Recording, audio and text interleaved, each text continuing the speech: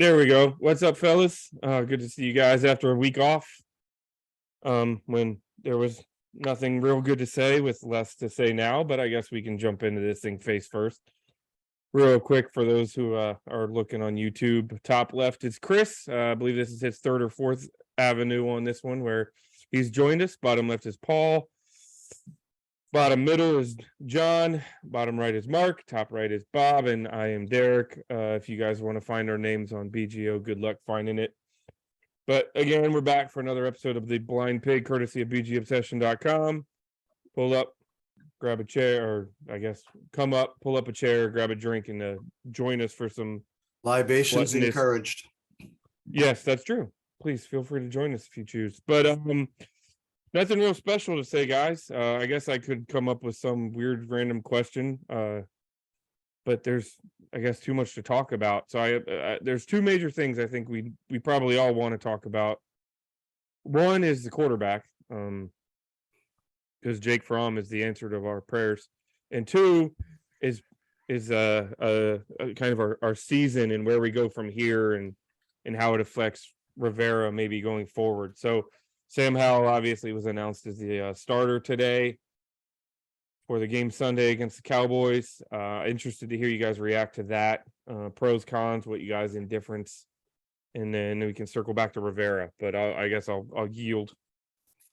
Should we say right off the top that we're not unaware of Damar Hamlin, that ongoing situation, and I'm sure everybody's heard a lot about that from a lot of people who take it very seriously for the last 2 or 3 days. But I was watching it live, and it took me about a minute and a half. You see a lot of guys go down in games, and it's not unusual, and you kind of get used to the idea of a stretcher coming out. What was different about this one, within 60 seconds, 90 seconds, was the faces of the other players. I have never seen that on any sports. There's the shock and the emotion of tears and people holding their faces. And my wife and I, we were watching it thinking, I mean, did the guy die? Because I couldn't think of anything else that would have had that. So it was a long hour waiting to hear, and then lying in bed, refreshing my Twitter feed for about an hour after the broadcast went off, hoping the guy was alive. Anyway, I don't have anything more to say other than to acknowledge that it was. Mark, thanks for calling it out. I probably should have led with that. Yeah, it was terrifying. To your point, I did the same thing. I laid in bed and refreshed my Twitter. It was bad enough that I borderline went in and hugged my kids after they were asleep, and my wife actually lost sleep because she wasn't watching the game, but I told her that there was something crazy going on, and she elected to watch the replay, and it was horrifying. So thank you for bringing that up. I apologize I didn't lead with that. No, sorry for jumping in. I just wanted to make sure. You're fine, bud. No, that was appropriate. I had flashbacks to Christian Eriksen in the Euros 18 months ago. In fact, even just the way he popped up and then fell down, and I went, that wasn't right. Nope. And it just felt really wrong. And like you, Mark, the faces, and within seconds I was like, this is not good. This is too much like that situation. And then it was, which sucked. Well, you guys know I am a CCU nurse, so I've taken care of a lot of people on the vent, every possible scenario. And I've even taken care of a baseball player, a young guy who was a baseball player who got hit in the chest with a I guess an errant ball. So I'm just going to throw this out there. I think he's going to be okay. I think, people put a lot of stock in, like, he's on the ventilator, he's on, I mean, that's standard practice. All the stuff they're doing right now is standard practice. And like we were talking about on the board, I think in the next couple of days, they'll start warming them up. They'll start weaning them off the ventilator. And then they'll take them off the drugs, and the drugs they have him on, he would come right out of it, hopefully. So I'm just going to put the positive spin on it. They got to him really quick, it sounds like, and hopefully maybe he even gets back to football at some point. So I'm just going to keep a positive vibe going. So building on what you just said as well, John, I don't know if you guys are familiar with it, but several years ago, I would have probably been a teenager at the time. There was an NHL defenseman by the name of Chris Pronger, who had a very, very long and celebrated hockey career. He had a very, very similar incident happen to him. It was at the time when he was playing with the St. Louis Blues. He got hit with a slap shot from a point right in the chest. And it was very, very similar to the Hamlin situation in the sense that, you know, he was up for a period of time and then all of a sudden he just collapsed, and there was, you know, medical intervention quite quickly. And he was a case of someone who was able to carry on with his career and play for a very long time afterwards. But from what I read, it sounds like the two individuals had a very, very similar circumstance, and it may have been the same condition that each individual, you know, was affected by. So hopefully that is a little bit of positive light on the situation, and hopefully that is a sign of encouragement for Damar Hamlin and his recovery.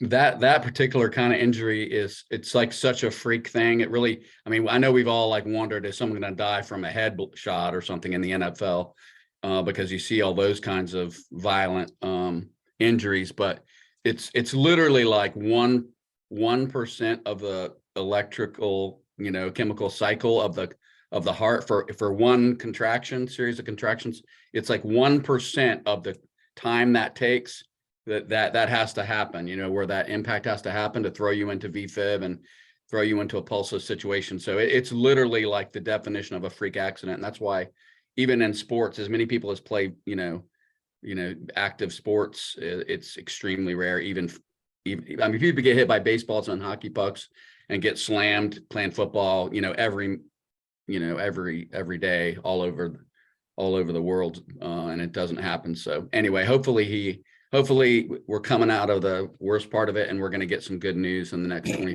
hours. John, is it just naivete on my part? Is it unlikely that he would have been deprived of oxygen long enough to have brain issues? Well, I mean, even in a hospital setting, it takes three or 4 minutes to get, like, recognize somebody's pulse list, get the defibrillator in there, get it hooked up. I mean, there's a delay in it. It's definitely your prognosis is definitely linked to how long, not only how long whether they can get you back to a normal rhythm when they do shock you, but also how, you know, when you start talking about brain and kidney damage and heart damage. But he got CPR. It sounds like I think that's why the players were so upset. We couldn't see CPR going on because of all the bodies on the field, but I think they saw that. And that's why you saw that, you know, you saw Josh Allen with his hands over his face. And so I think he got CPR, and CPR is not great, but it's a hell of a lot better than nothing. I mean, you're pushing, it's like 17% of the normal blood flow you would get with good CPR. So, I mean, I think there's a good chance he's going to, I mean, again, who am I to say? I don't know anything about the specifics, but just my experience, I think that was probably the best case scenario. Got defibrillated pretty quickly, doing CPR in the meantime. And plus he's, you know, what, 24 years old, in the peak of his, you know, prime condition. So anyway, I think hopefully that's not an issue. And like I said, people hone in on the ventilator and why is he still in critical condition? Well, his heart stopped. I mean, that's why for a while. So, and they're just trying to protect him right now and give him as much rest and recovery time as they can. And I'm sure they're doing a gazillion tests. I'm sure they've done every test known to man on the guy. I'm sure not the only one to think this, but it wasn't that many years ago when he would not have had that instant care on the field. I know it took the NFL being dragged, kicked and screaming to do it, but there are EMTs and an ambulance at every game. And that's probably what saved the man's life. So I did see a report earlier today, and I can't remember the source, but to me it was a respectable source that should have been an informed source. That said that he was resuscitated a second time at the hospital when he was, I guess when they admitted him there at some point, the second time they had to resuscitate him again. And that really kind of took me back a little bit. And, Well, yeah, once your heart tissue is without oxygen, it's prone to go back into, it's prone to have arrhythmias, and they probably have them on several drips to kind of calm the heart tissue down. But I mean, that's not uncommon that it might happen. You might have a recurrence of rhythm problems, but that's good. anyway, keep our fingers crossed. I know it's been like nonstop. It's been like Hamlin television on all the sports stations. Yes. I finally had to turn it off because I just couldn't take anymore. And at least to the media's credit that I've seen, the conversation has not yet segued to, well, what are they going to do about the game? Which I know maybe we'll talk about that next week and we'll know more, but that's a big vacuum out there right now. And it's a big deal. And in the NFL context, not in life context. Yeah. I got to almost think that game's just going to disappear. I can't think of any other option, right? At this late in the year. Yeah. Unless they compress the Super Bowl week or something, made it 1 week instead of 2. But yeah, I think you're right, Bob. I think they're just going to call it good. They just got to figure out how to somehow make that as fair as possible for the teams that would have been impacted. Was talking to a guy who follows the Ravens, and in Baltimore, there are people that are unhappy that it'll affect their chances to get a home game as opposed to a road game in the playoffs. And no one really wants to have those conversations yet. So maybe we'll roll those to next week. So how about Sam Howell? I was going to say, do we want to jump into the Howling for Howell crew? That's what I want to talk about. See what you guys think. As Go opposed for it, to Mark. talking about the game. Well, okay, we could do that too. Yeah. What do you think, Mark? Shoot. Sam Howell or game? Because game I could dispense with in about 30 seconds. I'm Go not for it. So could I. I did it right before the podcast, and I had to wipe when I got done. So we can talk about how. Let's talk about the game. We should talk about the game. All right, if you want. I don't think I was even remotely surprised at the performance. Offensively, Wentz looked a little worse than I thought he would. Actually looked a lot worse than I thought he would. It was pretty clear early on that he was not going to be the spark that Rivera envisioned. Defensively, I didn't talk about it on the board, but when we went into it without, was it 3 out of 4 starters in the secondary, including our best safety and our best corner, I had a real bad feeling because I've been meaning to look this up all year, but our win and loss record without Cam Curl and with Cam Curl, I think it's like 0-4 and 4-0 or something like that. It's pretty stark. So none of it surprised me about the game. It confirmed a lot of things that I think we've all been talking about for a year, that as a GM, our front office failed us in giving us enough depth to compete when we had injuries. We fell off the table. We got a long way to go. We don't have a quarterback, and it would have been fun to make the playoffs, but this doesn't look like a playoff team to me, which I never really expected it to be. So no, not a lot of shock value. Yeah, I was bummed. It would have been nice to win and go into this weekend with something to play for. But was anybody surprised?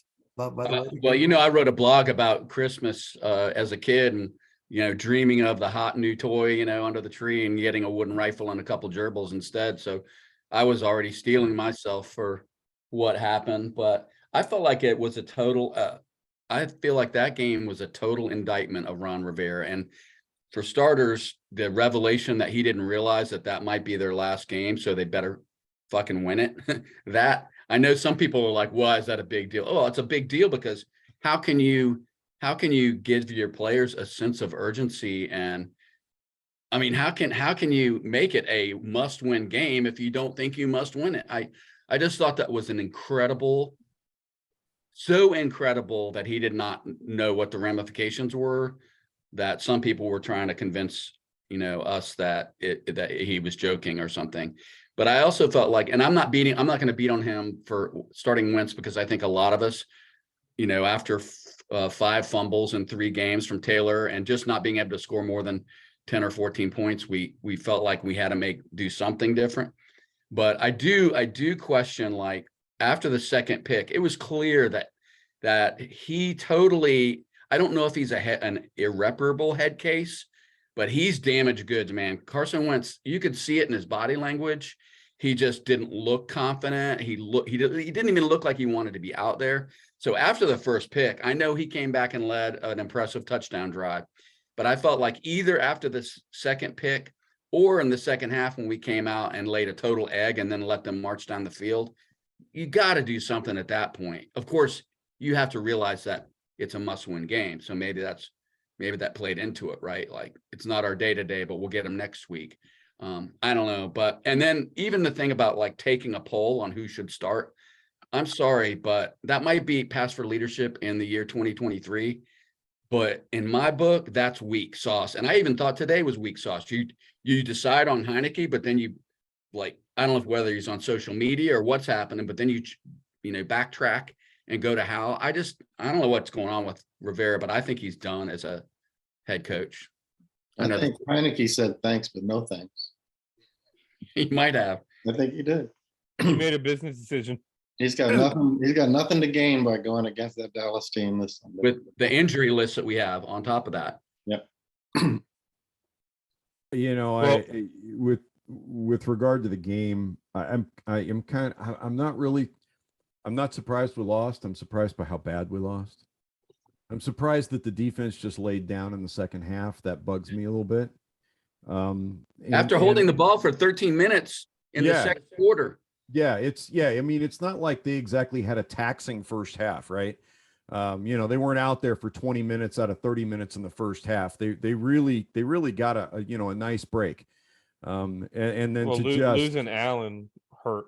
Well, I'm sure, but to just go belly up like that, bugged me, and it still bugs me. I'm not as chapped about the situation with Rivera as far as not knowing. I mean, for you guys that don't know, I'm in sales.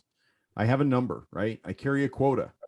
I can't tell you what my quota is for this year. I can't tell you what my quota is for this quarter. I can't tell you what my quota is for this month.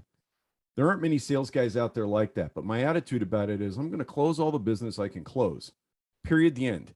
I'm not sandbagging anything for next month. I'm not sandbagging anything for next quarter or next year. If I can close it, I'm going to close it. And if I can't close it, knowing what my number is and how short I am isn't going to make any difference at all. And I kind of expect my head football coach to have something of the same attitude of, I'm winning every single damn football game, and it doesn't make any difference what the standings are. It doesn't make a difference where I am or, how many games out of first place I am or how many games ahead of the second place team I am. I'm winning a game. I have a game in front of me. Let me go win it. And when Rivera stepped up and I don't know, kind of explained on Monday, what I heard was a guy that planned on going to win a game. Now, having said that, just like John, I can see leaving Wentz in to start the second half after he did, a fairly decent job on that drive to end the second quarter. But man, after that first drive in the second half, I think you've got to make a change. You've got to recognize that your guy's it's not his day. Maybe it's never going to be his day again, but we're not worried about that. We're worried about today, and today's not his day. And you've got Heineke over there who, is at least ready to go mentally. Maybe he's, going to try and do some things that physically his body can't do, but I think Heineke's just more in tune with the offense than Wentz is ever going to be. And like John, I think he's broken goods at this point in time. I don't know that he'll ever be that good again. And it's really sad when you consider how much the guy set the league on fire as a rookie and in a second year guy. I didn't like him He's a because nice he played guy. for Philadelphia. Everyone says he's a great guy. Yeah, exactly. man. And I mean, I really feel for him on a personal level, but as a business decision for my football team, I didn't want him in there for the second half. So the one thing that I want to mention in regards to Sunday that stood out to me, very clearly, and you guys might not agree with it. I have a feeling that it's not going to be a very popular thing. But this past Sunday, I watched teams like Seattle, the Giants, Green Bay, Detroit. Their seasons are on the line. They went out there on Sunday and they absolutely obliterated their opponents in all cases. And here we are in a do or die game, and we played one of the most deflating and uninspired brands of football that I've seen from this team under Ron Rivera in a very, very long time. One of the things that we've always credited Rivera with or for is the fact that through thick and thin, he's always kept this group together. To my eye, on Sunday, this team was not together. It felt like they were going through the motions, and I felt that a lot of that stemmed from the fact that Taylor Heineke was not under center, and for whatever reason, those players respond to that guy in a way that they don't respond to a guy like Carson Wentz. And that's not to say that Heineke should have been the guy to play, but you saw a team that was, to me, just going through the motions on Sunday. And it was really, really disappointing to see. Glad you said that, Paul, because nobody wants to talk about that kind of thing, that the team plays harder for one guy or the other. But it sure looked plausible on Sunday. It really did. Well, the guys, they're human too, right? They're seeing the same shit we are up close. They're seeing, like, I can't complete a pass to a running back 3 yards away from me repeatedly, and I'm throwing the ball into double and triple coverage and getting picked off. I mean, they see it. Even if they told Ron Rivera, yeah, we're good with this decision, the team leaders, you start seeing that, and it's got to be like the most deflating thing ever. Like this, it's happening again. We're gonna go down in flames again. And I also want to mention that when John Allen came out, man, if you didn't believe that he was like a spiritual leader of that defense, it was like flipping a switch. And not that we were lighting it up before he left the game, but when he had to leave with the knee, I mean, you could literally see like they just totally fell apart. That's how I felt. I believe that Paul's correct. JP Finley did a report from the field immediately following the game. And the one thing that stood out to me was he said pre-game on the field, the vibe was just off. It was odd. He couldn't explain it, but he said the vibe was wrong. And then Brian Robinson, in his comments from the locker room after the game, kind of confirmed that, and nicely. He didn't just come out and say that, but it sounded the same, reading between the lines.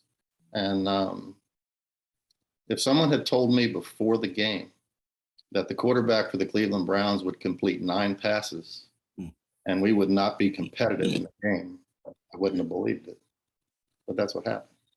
Yeah, not just lose, but not be competitive. Right. That's an indictment right there. So is it me, or do the guys on this team starting to sound like guys from Indianapolis last year and guys from Philadelphia the year before? Everybody's polite, everybody's nice, everybody says they got Carson's back, but it just feels like there are unsaid words left out there, right? That's fair. I don't think we'll hear them until after Sunday. I bet you Derek's got some unsaid words. I'm glad you brought up Rivera, because and brought up the point about him not knowing. So Bob, to counter you, and I get it, I get your point. But I kind of had an epiphany the other day driving home after I was chewing on this for a little while. Ron Rivera did not know we could be eliminated. And what clicked with me is that's been this team for 3 years. We have complained about Scott Turner not acknowledging the play calling and the offense that he's running is not working. He's not making adjustments. We watch them calling the opposite of what we think is going to work. The play that stands out to me that I will lose sleep over for the rest of my life is 4th and 1. You're up against a defense that has 2 of the worst defensive tackles in football, and that's not hyperbolic, it's statistic. They're two of the smallest defensive tackles in football. You have your starting running back on the bench watching your fourth string running back take a pitch 7 yards behind the line of scrimmage, running toward the sideline. I can't explain that. So as much as they might look at Wentz spiking balls, how many times are they looking at that play call? And saying, what are we doing? Why are we playing this? Why are we running this? Why is B-Rob on the side of the field? Why are we not attacking this team the way that we should be attacking this team? So I start to wonder if the entire team, or at least the coaching staff, is taking that same approach that Ron is, and they're just not accepting the fact that what they're doing is not working. They don't ever have a plan B for anything. They come into the game. Scott Turner comes into the game. It's the same 20 plays scripted for the first 20 plays, whether the first 10 work or not, whether we're down 14-0 or we're up 10-0, nothing changes. There's no adjustments. And then when we finally do see adjustments, like you said, it's via social media. People on Twitter were joking that we just cyberbullied Ron Rivera into playing Sam Howell. Like, that was literally a tweet that I read today. This team, everything around this team since Ron Rivera has been here, and I used to point it right when I said it, but it's becoming, how much of it is Rivera? He's the head dog. And now we're seeing on the field that changes aren't being made until people start pointing out that it was a bad decision. Howell should not be starting his first game in week 18. Howell should have been starting. If you want to go Howell at all, you do it after the bye week. Now you don't have a choice because you don't want Wentz to get hurt. And like you said, Heineke probably went to coach and said, thanks, but no thanks, boss. I ain't going to be here next year. So you better damn well believe I'm not going to be rehabbing a torn ACL in your facility. You better figure something else out. I wouldn't blame him. I don't think he's that kind of a teammate, but I wouldn't blame him if he did. You've got that one thing I'm going to push back on you, Derek. I don't mean to cut you off, but I don't think he said that. I was saying, what I meant was, I wouldn't blame him if he did say it. Not that part. The part about he should have started Howell after the bye week. I think we were all on board. I know I was, with the idea of you start Howell when you're eliminated from the playoffs. Meanwhile, you put your best chance to win out there. And at the time it was Taylor because we were winning. But we weren't. We were up until the last month. Well, and we faded. Look, hindsight's 2020. I have the ability to look back over a season of having not won a single game in December, having literally 5 weeks ago had the same number of wins that we have now with the playoffs on the line. So of course I can say some things like that. But the point is, and I think John even brought this up on the board and maybe even on this podcast, you look at Brock Purdy, who is a well-coached guy. Obviously Shanahan is a different level of coach, but why the restriction? He's successful. He changes his offense to make him successful. Yes, I understand going with Heineke because you believe he gives you the best chance to win, but they're not even doing what it takes to win with Heineke at that point. And then when we got shellacked by the Giants, I know it didn't seem like that by the score, the season was lost at that point. Everybody had been defeated. To your point, Paul, you brought up Ron Rivera has always had this. What was the other thing we talked about Ron Rivera? He always kept us competitive, and when our backs were against the wall, it seems like we always found a way to win. The team rallied. They played together. The last month was an embarrassment. Yeah. It was an absolute embarrassment. I will wash off the 49er game and say, you know what? We just got beat by a better team. But to lose twice to the Giants, and I will in fact treat that tie as a loss because it does nothing to help you in the standings.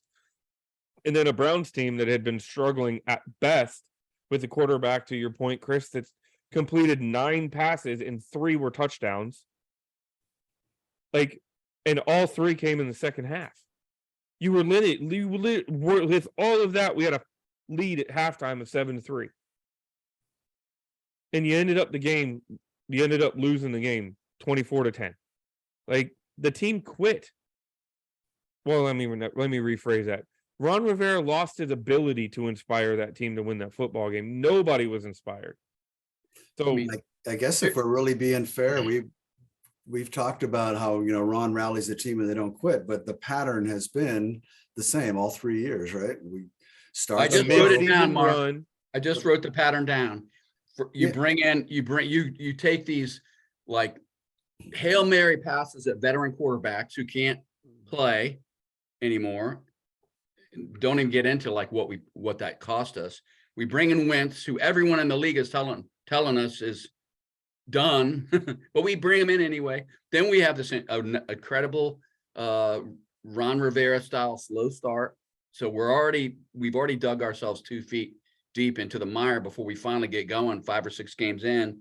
And then when we hit trouble, we don't adjust. We don't make the adjustments that it takes to get back on track. And it's really, something's definitely wrong though, because there's no way. I think he got asked this today in a presser, like, this is the 3rd year. This was supposed to be the year, that we really saw things like turning the corner. And he gave some illy-mouthed answer like, yeah, I think we saw some good things. No, you did see some good things sandwiched in between shitty and awful. I mean, that's a fair assessment.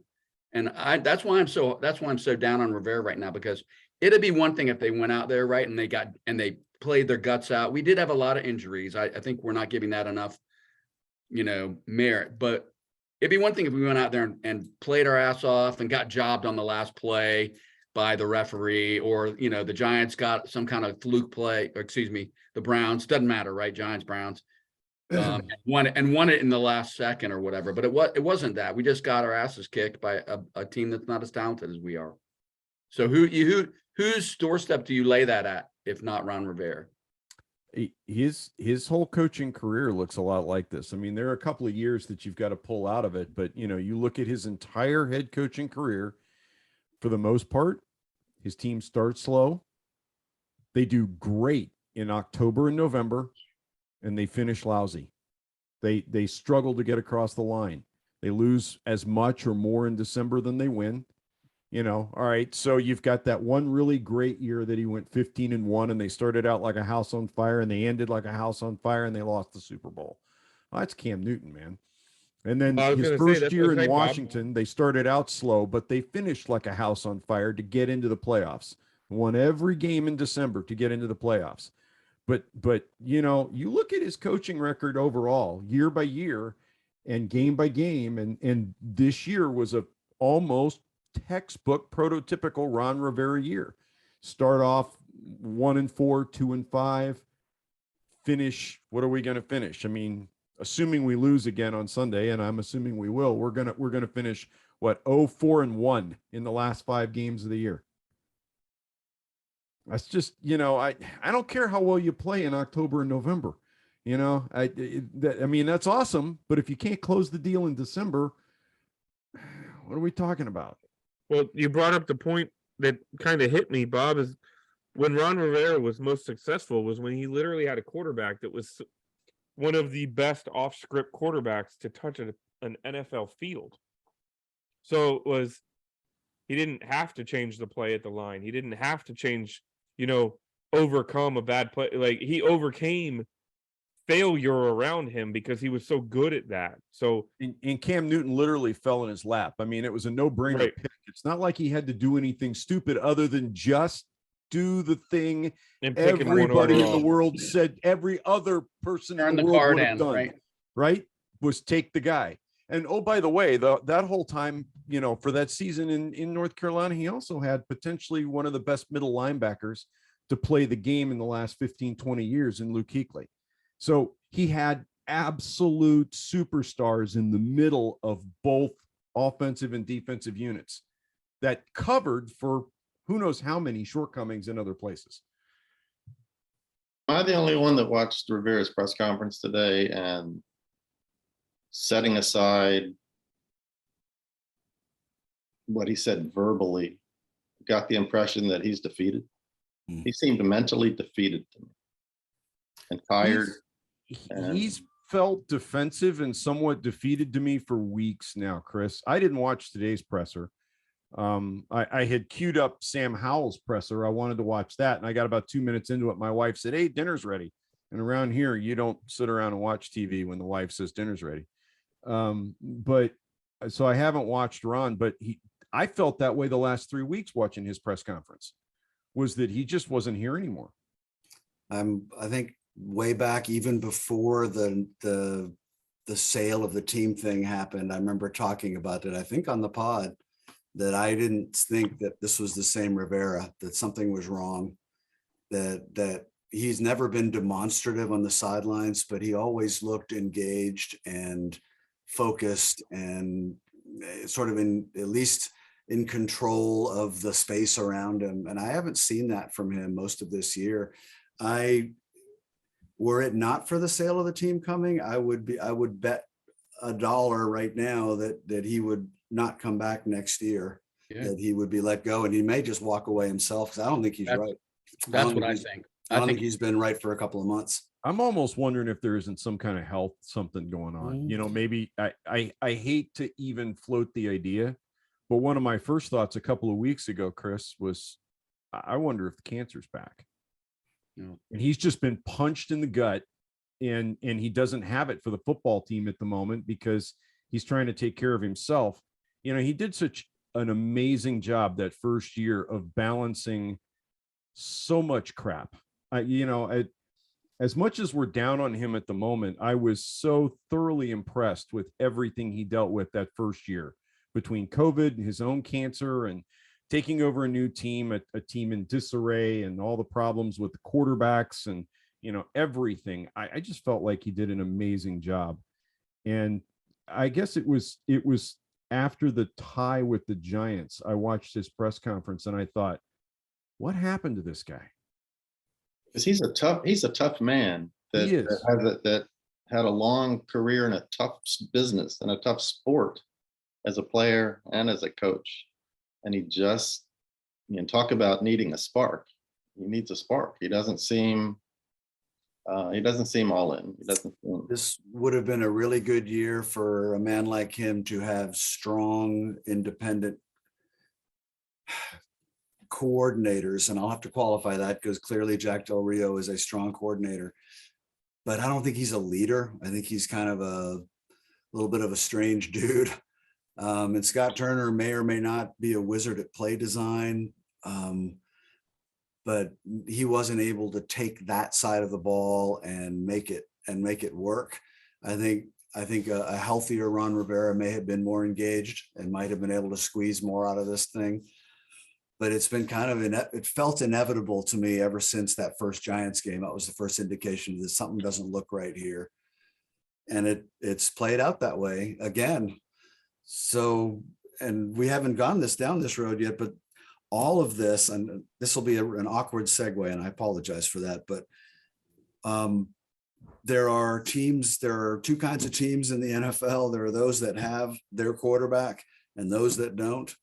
And the ones that don't, a lot of them kind of look like we do, where their fortunes rise and fall week to week, depending on which starter is out, what referee makes a weird call.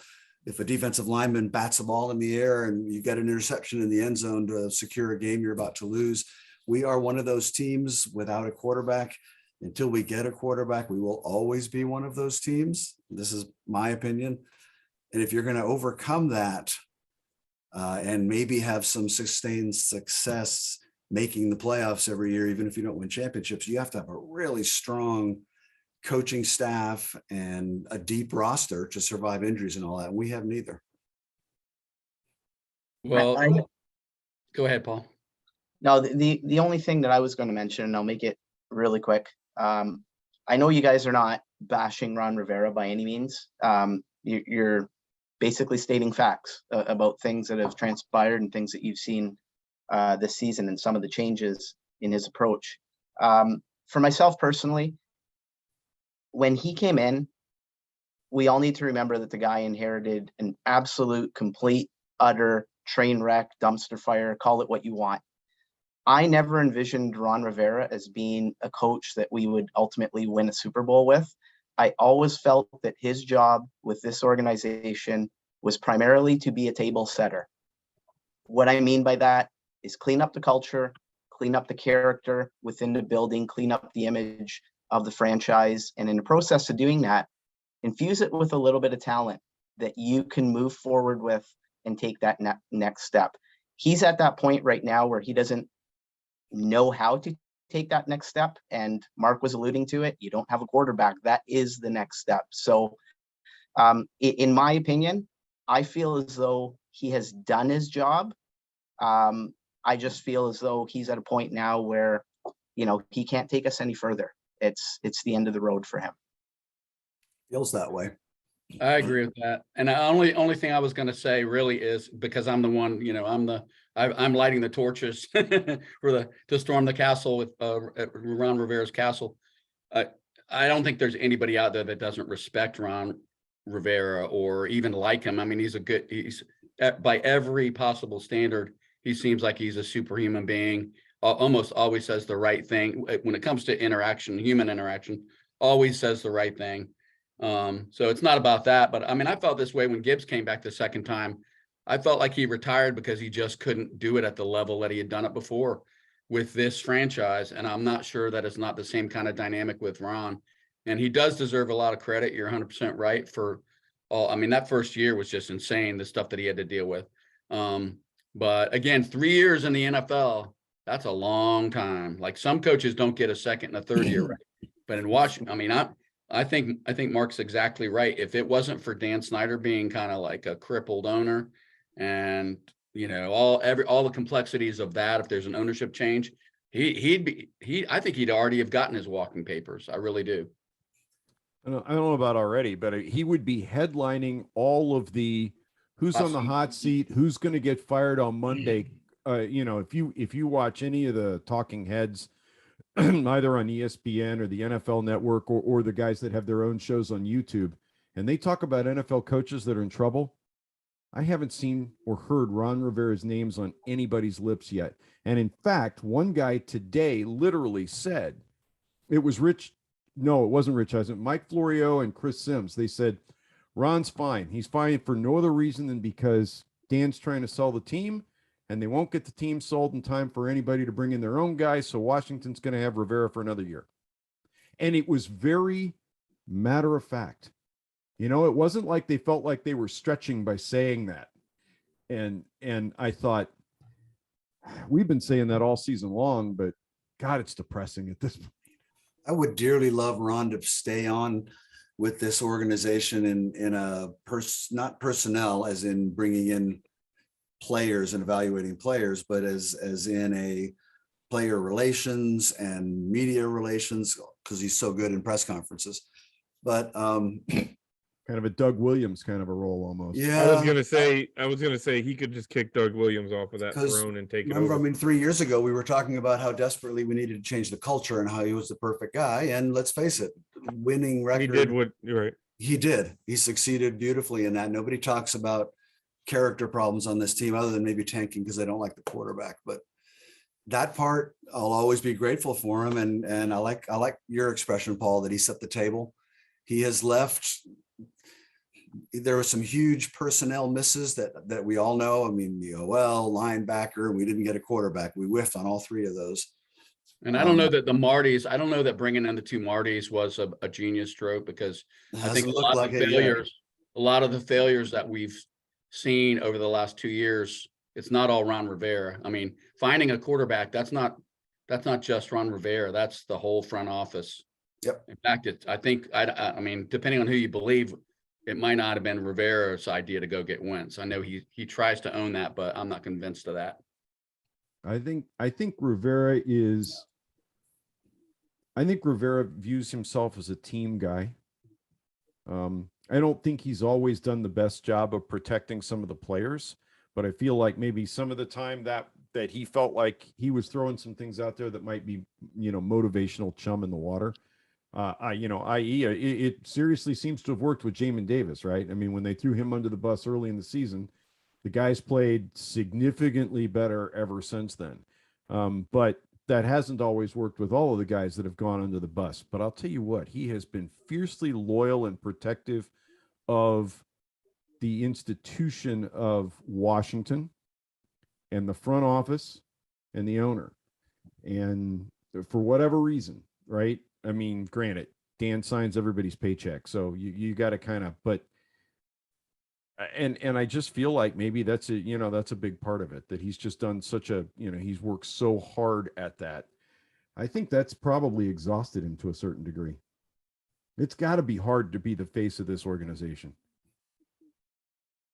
You know what a circus it's going to be on Sunday with not only with us watching, but with the press watching, and that we're starting the rookie quarterback who just 3 weeks ago we were told he wasn't ready, quote unquote.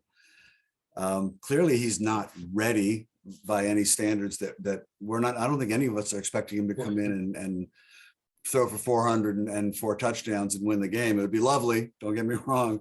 I don't have those expectations, but this is going to be a bit of a, at least for Washington sports world, it's going to be a bit of a circus watching his reaction. And they're going to be tracking. How many shots are we going to see of Taylor Heineke on the sideline during this game, reacting to Sam Howell plays?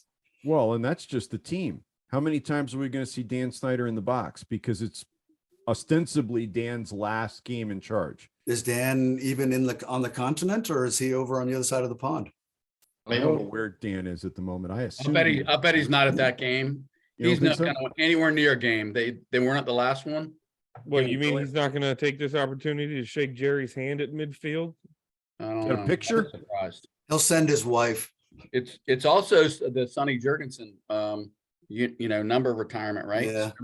So I think Maybe there's he'll loan the less a box out chance to. that Tanya shows up than Dan.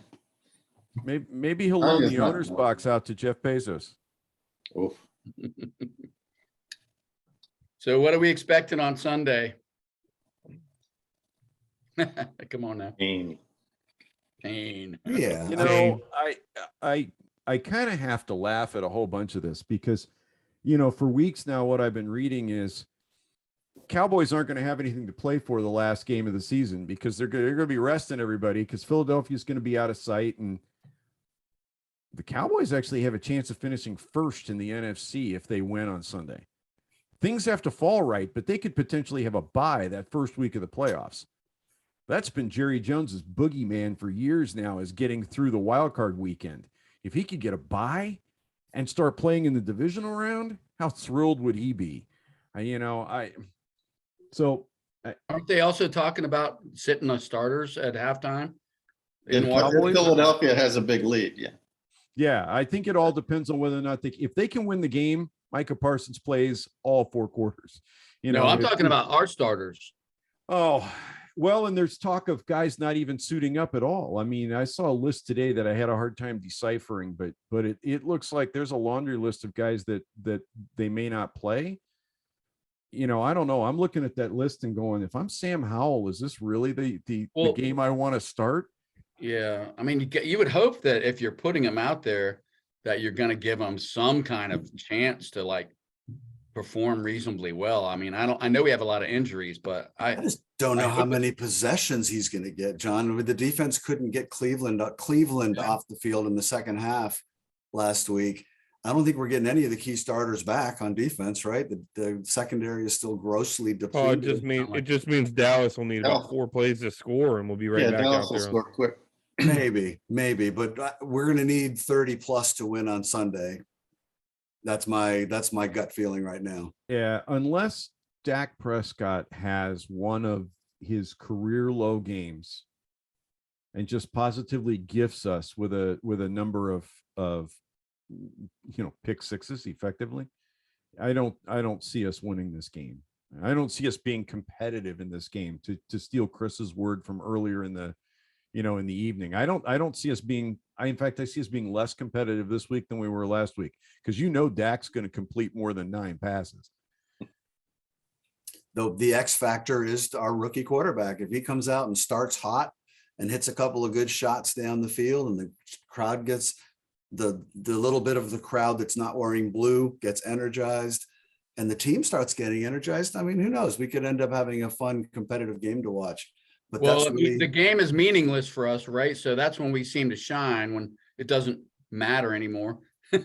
We struggle when there's anything riding on the game, but put us out there on a meaningless game, who knows? now we're going to get Dallas's best effort. Micah Parsons is coming, and DeMarcus Lawrence is coming. Micah was 13 sacks. He might have 20. He might double that on Sunday. There could be a lot of lasts, right? This could be the last time we see Taylor Heineke in a Washington uniform. It probably is. It's And I don't know that I agree with that. I've read that several places. Did you guys see the news that apparently Heineke went to the coaches and said, hey, look, Sam's earned this.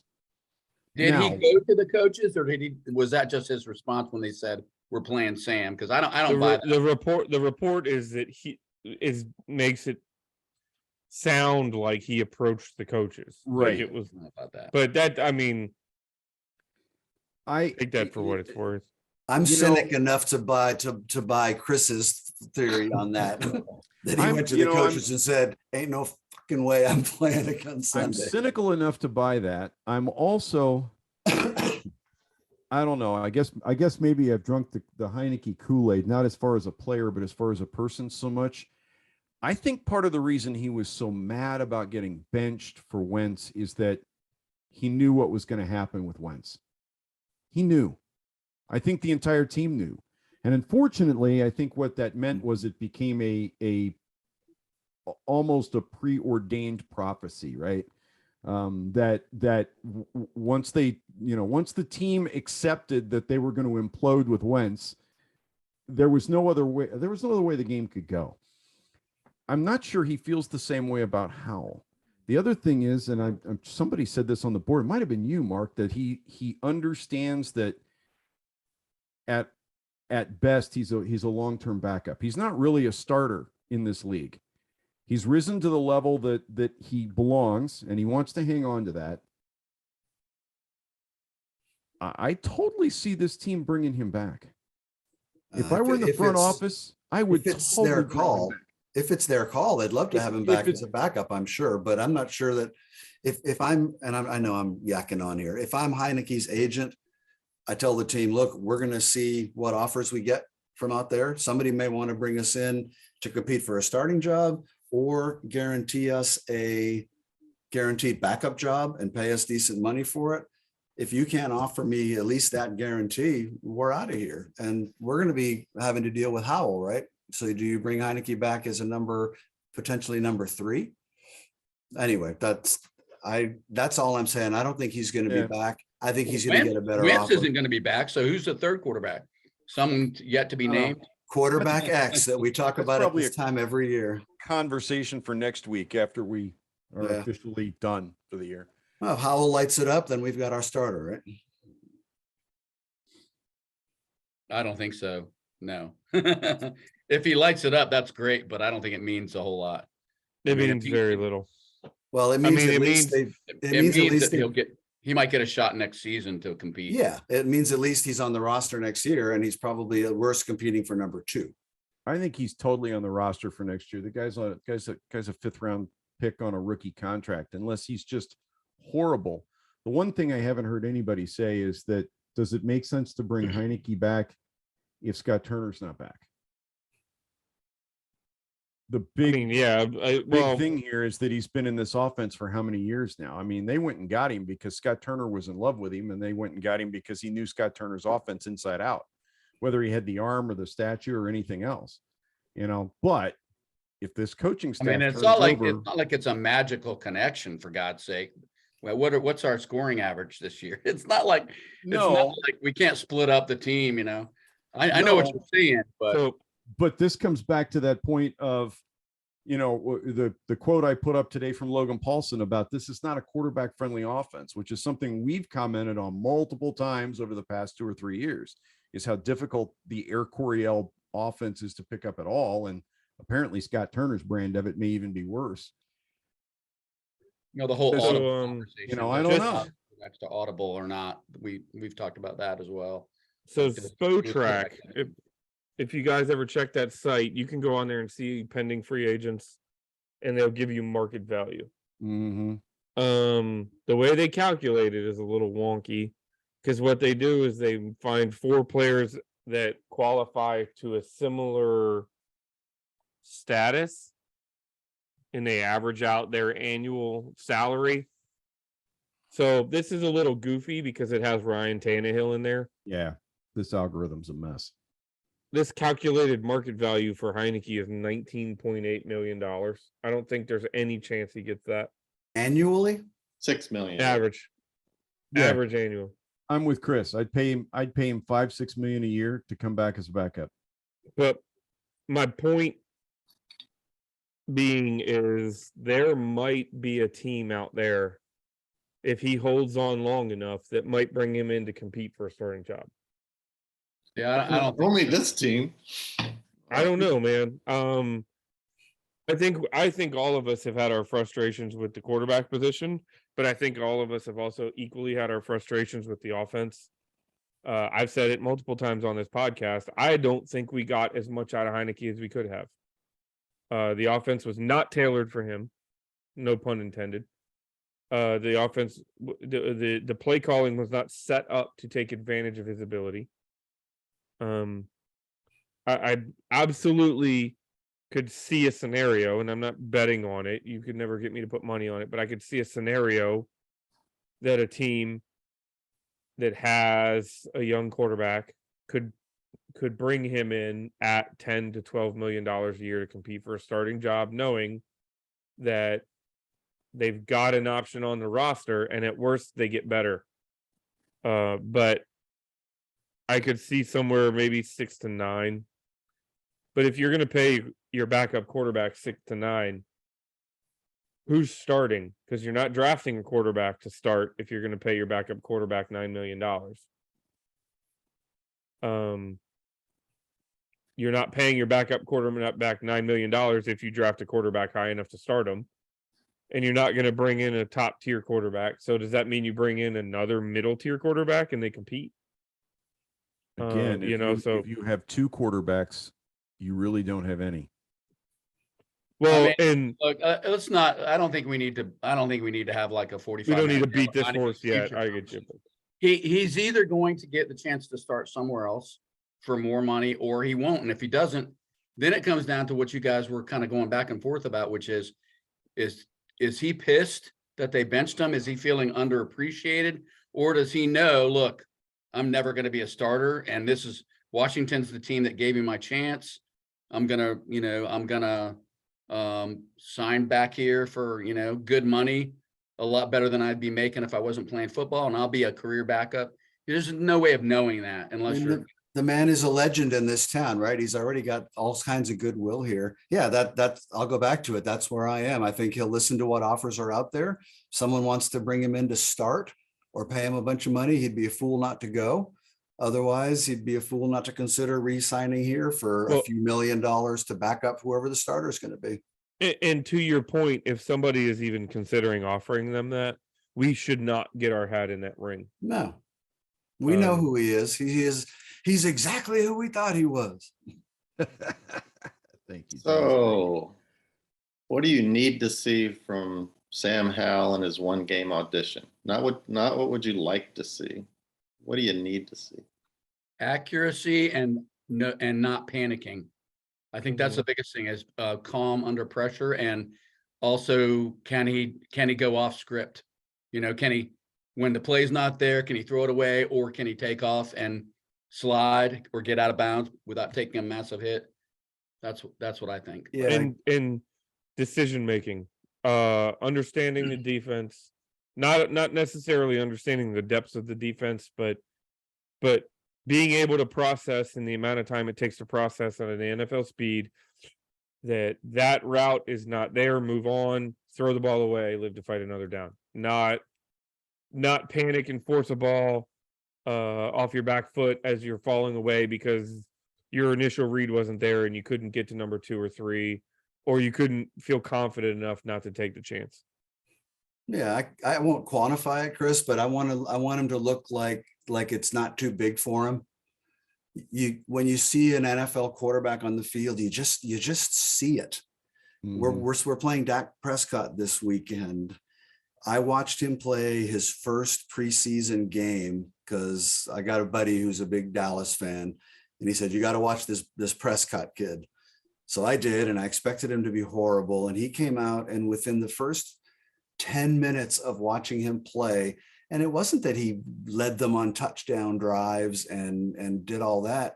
It was the way he handled himself on the field. It's that he clearly saw the field. and was able to process what was going on. It wasn't too fast for him. He looked like he belonged behind center on an NFL team. I would like to see flashes of that from Sam Howell on Sunday, regardless of what the numbers end up looking like. Agreed. I'll be honest. I expect 3 or 4 sacks. This is one of the best defensive fronts in the NFL.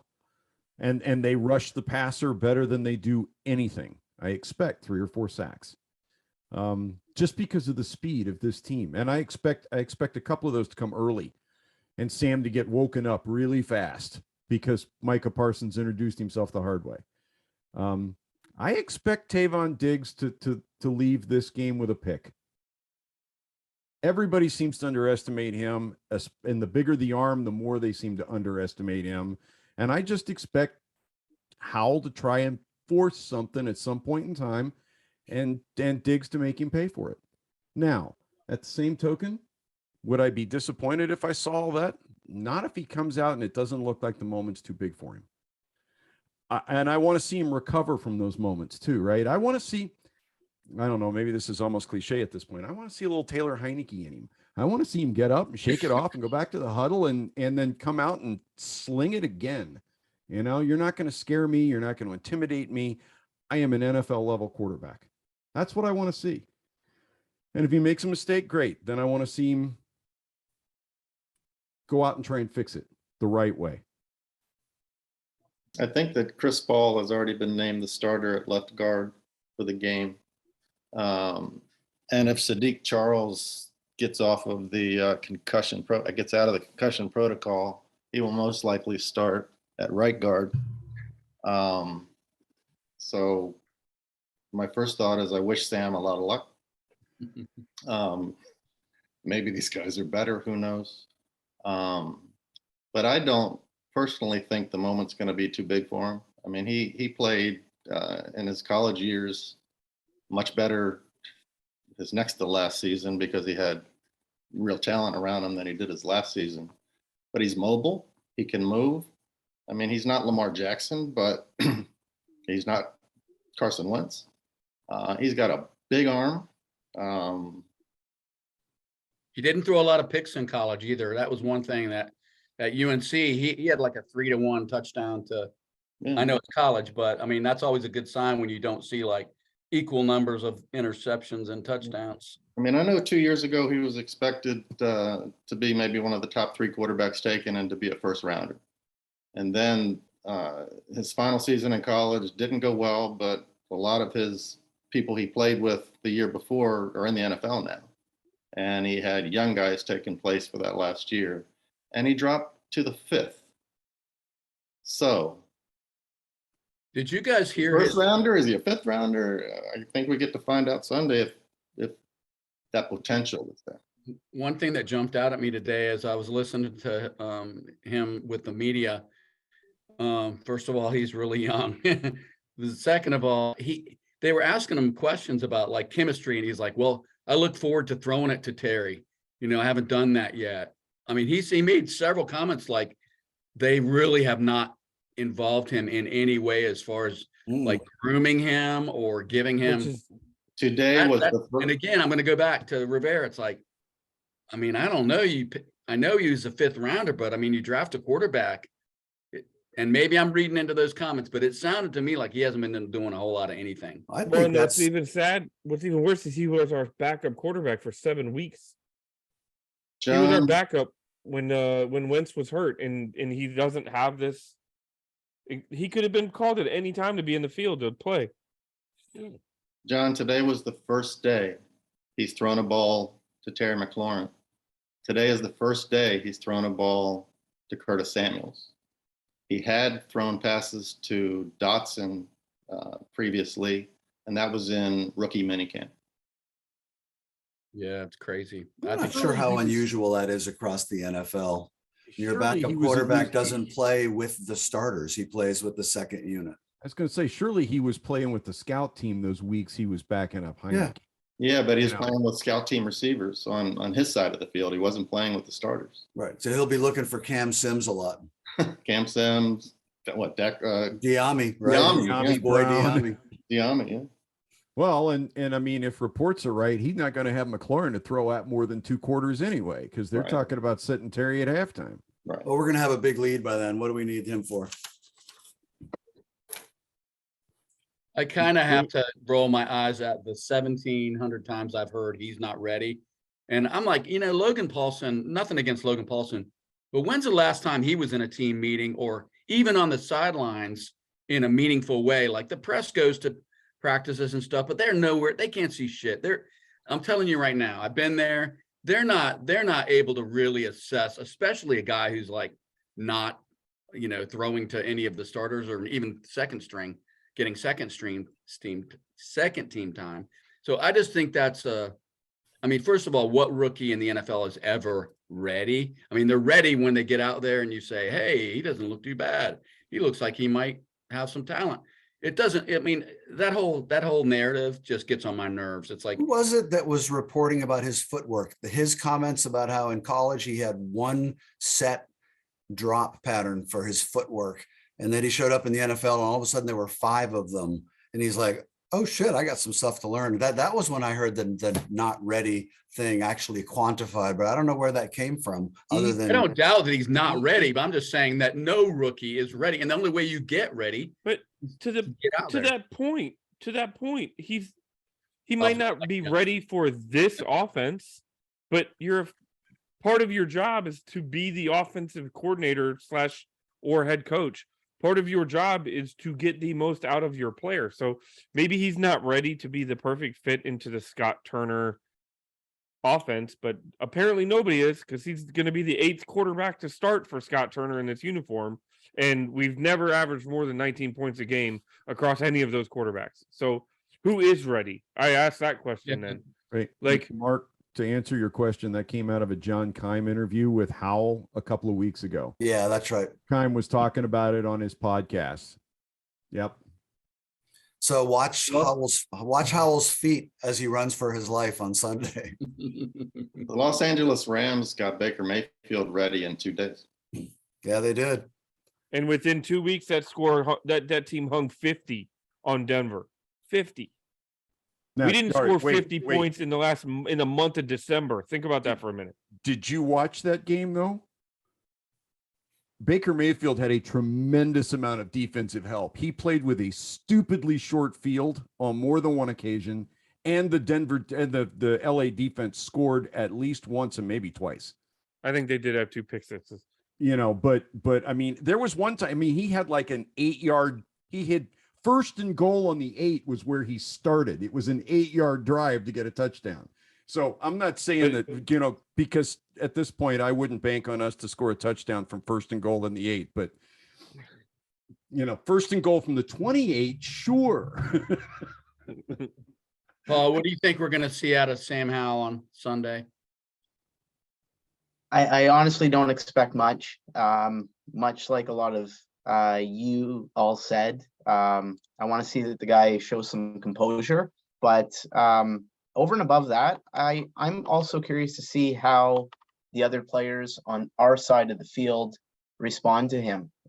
We alluded to it a little earlier, and we talked about, how those players just don't respond when Carson Wentz is in there. We know how those players respond when Taylor Heineke is in there. I want to see if he adds any element of inspiration to our offense, if our players respond to him differently, how engaged they are in the huddle, all those kinds of things. I think that would be pretty neat to see. And I think it would be pretty telling as well, in regards to, I guess how they feel overall about Carson Wentz. But yeah, I just want to see how the other players respond to him being on the field. If things look any different, if the players seem a bit more engaged, I'd be curious to take note of that as well. I give Ron Rivera credit. He did the one thing that made me want to watch the game on Sunday. Yep. He did the only thing he could have done. Yep, that's exactly right. That's exactly right. So I know we're not going to probably do predictions because it would just be a matter of what the score is going to be. But I did happen to go today figuring we'd talk about stats at some point. Maybe that's better served next week.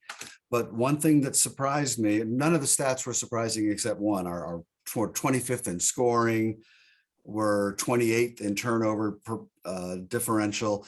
None of that was good. I looked at it 3 times to make sure I was looking at the right thing. Guess who's the #1 defensive team in the NFL in third down percentage? Your Washington Commanders. We're going to have to be this weekend because I think where the defense is going to be on the field a lot. We got to get them to third down first, but yeah, that's all true. But I mean, I was shocked Sorry. to see that we're still #1 in the NFL in third downs on defense. That's for the whole season. If I read it right, yeah. I Somebody wonder think what that- we are I for the think last that's 2 right. weeks since Cam Curl went out. I think think- we were time of possession leaders too, going into we last were. game. we're pretty damn good between the 20s. One of those weird things. Cam Curl missed what, the first 3 games of the season? 3 or 4. And we were not good on He defense. came back just in time for Carson Wentz to get hurt. break a finger and go out. Carson Wentz comes back just in time for Cam For Curl him to go out. Yeah. Are they the same guy? There is I don't know. Have we ever seen them in a room together? Yeah, exactly. I don't know. It would be easy to confuse them too. Right. I just find it, some of the weird things that happen around this football team, because it is very obvious, I think, to anybody with half a brain cell that this defense revolves around Cam Curl. And the more it becomes obvious, the worse I think his exclusion from the Pro Bowl starts to look, because this is one of the better defensive units in the league, and he is obviously a linchpin on this team. They're a different defense when he's in there. They are, and the team needs to do something about his contract situation this year, because I'm pretty sure that he's coming up on his final season, right? Yeah, he is. I think he's a free agent next year. I was going to say, yeah, because he was a later round pick. They don't have that 5th-year option, so they've got to do something about him now. At the same time, they've got to figure out what they're doing with Daron Payne. That's going to be a big check unless they transition franchise. And right now, I wouldn't. Yeah. I would be surprised if they don't franchise Daron Payne. I would be really surprised if he doesn't get the tag. On his sack last week, that wasn't an autograph he was signing in his celebration. No, it was not. Oh, As soon as I saw it, I said, "Yep." No, that was universal sign language for was show sign- me pay the me money. the money. Interesting number I heard today was prior to Howe being announced the starter, the Dallas Cowboys, facing a Washington team that has nothing to play for, was favored by 6.5 points. When Howe was named the starter, it only moved 1 point. Which 7.5. direction? So I don't know if that's an indictment on the entire team or what, but I'm a little surprised that changing to a quarterback that hasn't taken 1 snap in the NFL didn't move the line a little bit more. Yeah, it moved up 1. It went to 7.5. I Yeah, it believe. moved 1 point. Actually, a better line than I would have thought facing the Cowboys. I mean, they're a fairly explosive offense, and they're a pretty good defense. And Yeah, we don't and exactly without have a home field advantage. With With the something lack of depth that we're going to take the field with, it's a tall order. Yeah, they could still do it. Like John's made a career out of saying this on these podcasts. This is exactly the kind of fucking game this team will win, right? Because it doesn't matter and no one expects him to. But Sorry, I was wrong. We have Curl for 1 more season. I will not be betting my money on Washington this weekend, sadly. When you say guys- 1 more season, you mean the 2023 season, or is he also Yes. under contract for 2024? 23. Yeah, that's what I thought. Yep. Okay. So guys, we opened up the whole pod by talking about young Mr. Hamlin and what he's going through and all the prayers and thoughts that he recovers. But I think it would be wrong of us if we didn't also say our prayers for the entire city of London, England, who it's rumored may have to contend with Daniel Snyder as one of their. He's now So please, everyone out there, if you believe in the power of prayer, pray for London. yeah, He's gonna be call your friends and warn them a storm is coming. He's gonna be like Madonna and starts speaking with a British accent. I hope so. They can keep him. Yeah, they can have him. They can have him. I'd love Because to see him take his $7 million to England and buy buy Arsenal from Stan Kroenke. That would be awesome as far as I'm concerned. You know, what's funny, hanging over this whole conversation we've had tonight, one of the notes I made to myself earlier in the week that I wanted to be sure to mention was my whole attitude about this season is Would now change. yes, it's now secondary to the real important thing is that we might finally emerge from this long night and have something. I didn't expect to see this in my lifetime. I thought I was going to die an old man and Dan Snyder would still own this team and his progeny, and I would never see as competitive again. I have no guarantees that that will change with a new owner, but everything feels different to me, knowing, not hoping, I'm now saying knowing that this team is going to be sold. And I'm prepared to wait 3, 4, 5 years for a new ownership group to get their shit together and get people in place and turn it around. I've always been okay with rebuilds if I'm confident that the people doing the rebuild have some clue what they're doing and deserve the right to do it. So even this weekend, I'll watch the game and watch Howell and all that, but it's all under that is patina the right word of the potential of having a new owner. I can't tell you how happy that makes this old Redskins fan. Amen. Mm-hmm. Everybody wins. That's right. I agree with all of that, except preparing to wait 3, 4, 5 years. We've got this amazing core of talent that is right on the cusp of their absolute best years. New York Giants, baby. And Took one season to, And we have more talent than they do. exactly. And I'm gonna be really upset if the new owners can't figure out how to maximize the talent we've got right now and do something, make some noise in this league with the John Allens and the Terry McLaurins. Those guys have been loyal. They signed a second contract with a dysfunctional organization that they knew was dysfunctional. They'd been here long enough to absolutely know how bad things were.